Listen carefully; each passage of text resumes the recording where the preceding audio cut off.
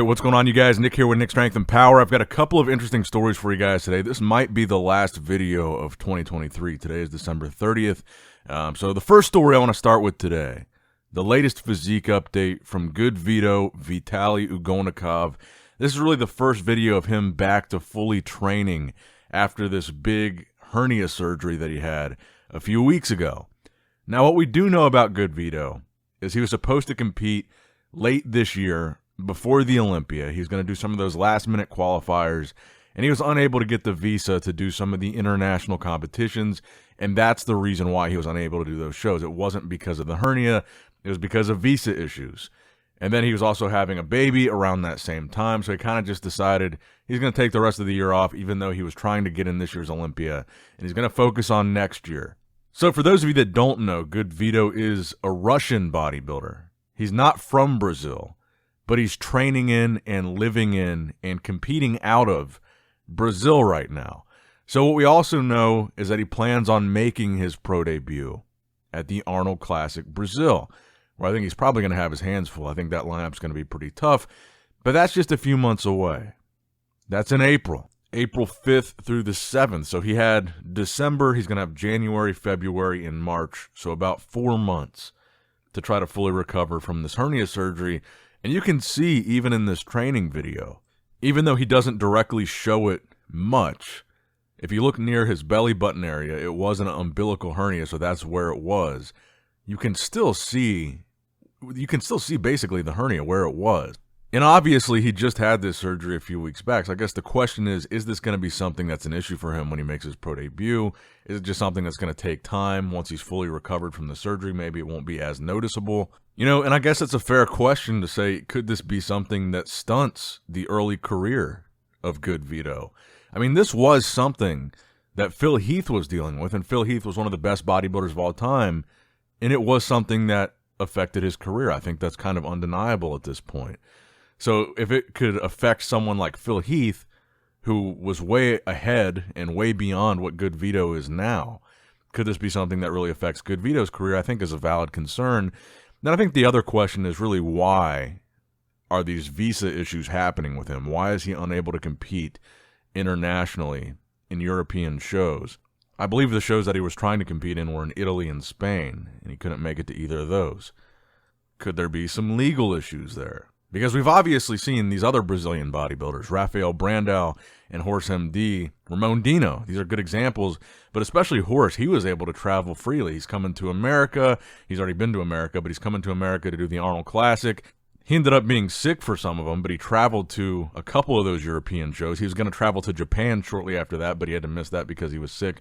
So he's able to travel freely from Brazil. So you kind of got this question of what's going on with GoodVito that's not allowing him to travel. And when you look at the fact that now he's chosen a show in Brazil to be his pro debut, it just kind of makes you wonder, will he be able to leave the country to compete if he does qualify for the Olympia? And you guys know I love a good story like what we could potentially have with GoodVito. We've been talking about a lot of these guys for years. GoodVito is one of them. I've been making videos about GoodVito for 2, 3, 4 years now. Similar to the rise of Nick Walker. We were talking about Nick Walker a year or two before he turned pro, how crazy he was as an amateur.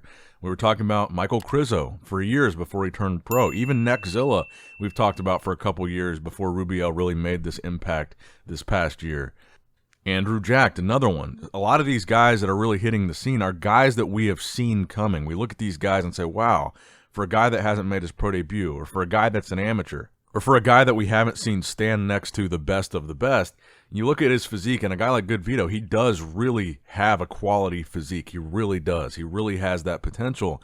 I would love the GoodVito story to turn into another Michael Krizo, another Neckzilla, another Andrew Jacked, a guy that is a huge disruptor immediately when he turns pro.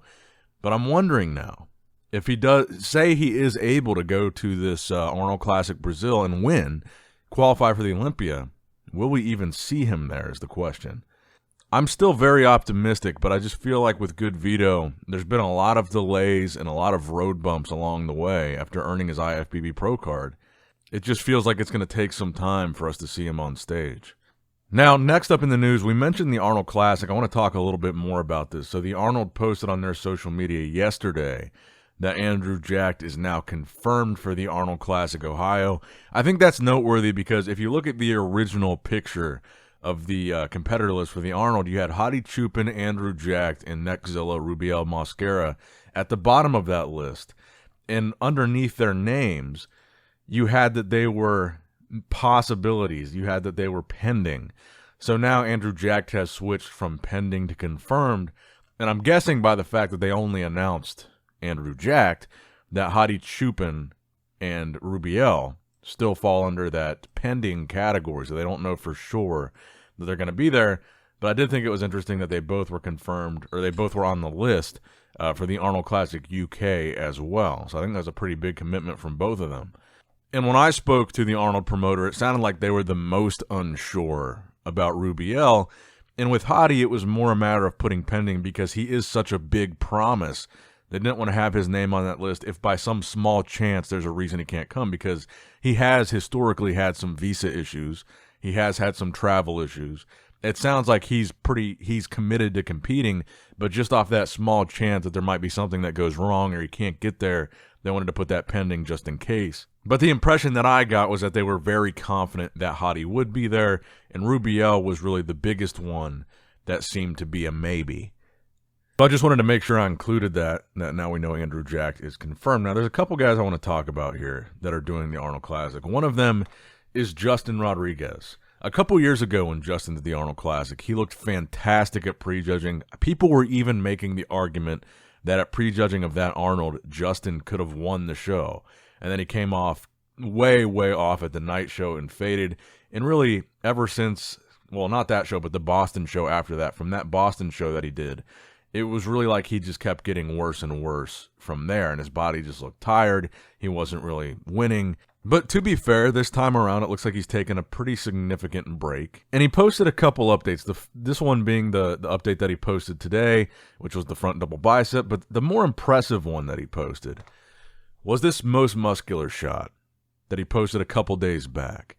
He looks really, really impressive in this most muscular. Now, granted, he's still over 10 weeks out in that particular update, so you could make the argument he looks a little bit too good too soon. Maybe he peaked too early. Maybe he could peak too early.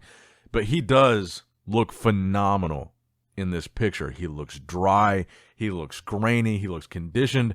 But at the same time, he still looks really round and really full. And I think he's a guy that a lot of people might be writing off in this Arnold Classic lineup that has a really good shot. He's had a couple instances like that Arnold Classic. I believe we're talking about the 21 Arnold Classic where he looked really good at prejudging, didn't look as good at finals. He's had a couple instances like that where his prejudging appearance doesn't match his finals appearance and has a hard time, holding on to that same level, that same look between the two. And if you put this most muscular side by side with Samson's hand clasp most muscular from the same period at 10 weeks out, you've got to admit Justin looks impressive next to Samson, who's a lot of people's favorite to win both Arnold Classics, even with Hadi in that lineup. Samson is one of the most improved, most impressive bodybuilders, I would say, of 2023. And if you compare just these updates, Justin looks really impressive in comparison. And again, you got to take into consideration a lot of different things. The lighting, you got to take into consideration the scale. You got to take into consideration Justin looks like he's really, really pumped here. So this was probably right after an upper body workout, which is going to change the look of the picture. So I think Justin could be a guy in this Arnold lineup that surprises some people. I'm not saying I think he's going to win, but I think you could see him in a first call-out, and I think he could do really well if he's able to really nail it at both prejudging and finals, or at least just close the distance between the two.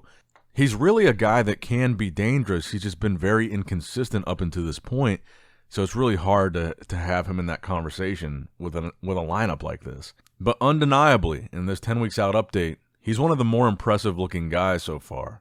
But I think the real question is he looking too good too soon? Let me know what you guys think in the comments down below. Now, next up in the news, we got a posing video from Andrew Jacked at 10 weeks out from the Arnold Classic, and now we know he is confirmed for both the US and the UK Arnolds. The question with Andrew Jacked that I've said before is, will he be ready or not? We know that he's starting his prep in January, so he hasn't officially started dieting or prepping for the Arnold yet. So I think that's why in some of these posing videos he looks a little bit softer, but he still looks really round and full. But you know, when you just looked at a guy like Justin, who's already kind of dry and ripped, you don't really see that as much with Andrew. He's a little bit more watery. He's a little bit more puffy and full, but still looks good. And I think, you know, when you look at Andrew Jack from the Olympia, I think that was kind of the issue with him. His conditioning just wasn't there. He was off when it came to conditioning. He wasn't bad, but it certainly wasn't the best or the hardest or the driest look at the Olympia this year. And I think that kind of look for Andrew is going to be a look that would really not make him competitive or as competitive as he could be at the Arnold Classic. And a lot of people talking about Andrew as a potential winner of the U.S. or the U.K. this year. And when you've got a guy like Hadi Chupin, and I said the same thing about Samson, when you've got a guy like Hadi that you know is going to be in shape, you know he's going to be peeled to the bone, he's known for his conditioning, these bigger guys cannot miss. They can't come in off when you've got a guy like Hadi in these lineups, because that's when Hadi wins. That's where Hadi excels. When you've got these bigger guys, maybe more popular, more streamlined, Andrew and Samson. But if they come in just a tiny smidge off, Hadi will catch them with conditioning, because every single time you see Hadi on stage, he nails it. But that's going to wrap it up for the video today, guys. I hope you did, in fact, enjoy it. Make sure you like the video, subscribe to the channel. Hope you guys had a great holiday, and I hope you guys have a great New Year's if I don't see you guys tomorrow. But you might. This might be the last video, though. As always, I love you guys. Appreciate you guys. Nick Strength and Power, signing out. All right, guys, don't forget to click that like button and subscribe to this channel if you enjoy the content. Also, check out my Instagram at NickStrengthPower. My Facebook page, which is simply Nick Strength and Power. My secondary YouTube channel, Nick Strength and Vlogs, for vlogs and bonus content that you will not see on this channel. And consider subscribing to my third YouTube channel, Nick Strength and Pokemon, which is all things Pokemon and trading card games, completely unrelated to this channel. So if you're into that, give that one a look. And all links to merchandise and social media will be in the description box below. If you guys want a Nick Strength and Power t-shirt, that will be in the Shopify link below. Have a great day.